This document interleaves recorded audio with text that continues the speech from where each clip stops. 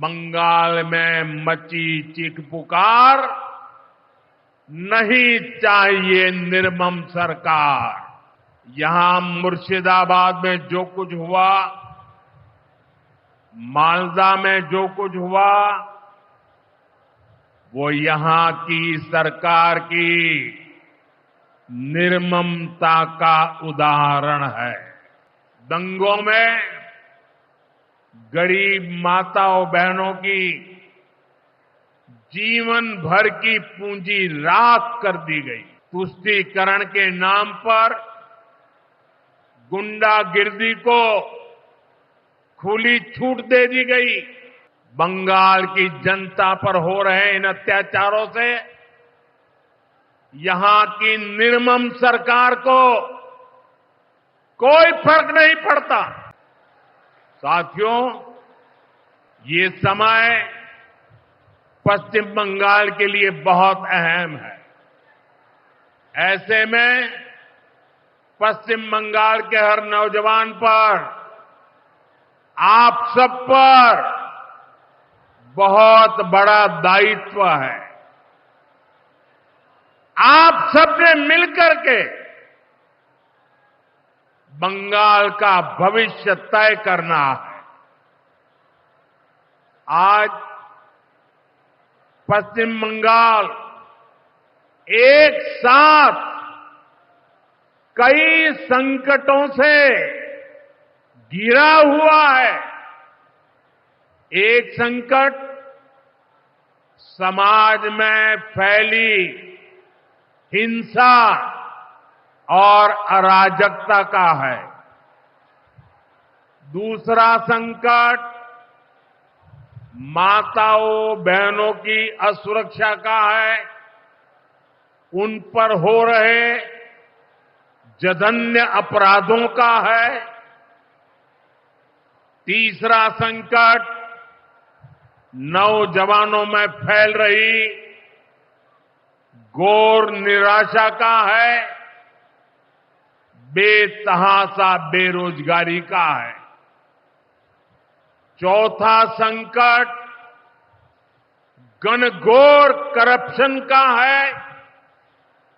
यहां की सिस्टम पर लगातार कम होते जनविश्वास का है। और पांचवा संकट गरीबों का हक छीनने वाली सत्ताधारी पार्टी की स्वार्थी राजनीति का है। साथियों, यहां मुर्शिदाबाद में जो कुछ हुआ, मालदा में जो कुछ हुआ, वो यहां की सरकार की निर्ममता का उदाहरण है। दंगों में गरीब माताओं बहनों की जीवन भर की पूंजी राख कर दी गई। तुष्टीकरण के नाम पर गुंडागिर्दी को खुली छूट दे दी गई। जब सरकार चलाने वाले एक पार्टी के लोग, विधायक, कॉरपोरेटर ही लोगों के घरों को चिन्हित करके जलाते हैं और पुलिस तमाशा देखती है, तो उस भयावह स्थिति की कल्पना की जा सकती है। मैं बंगाल की भद्र जनता से पूछता हूं, क्या सरकारें ऐसे चलती हैं? यही भावेश्वर कर चलेगी? साथियों, बंगाल की जनता पर हो रहे इन अत्याचारों से यहां की निर्मम सरकार को कोई फर्क नहीं पड़ता। यहां बात बात पर कोर्ट को दखल देना पड़ता है। बिना कोर्ट के बीच में आए कोई भी मामला सुलझता ही नहीं है।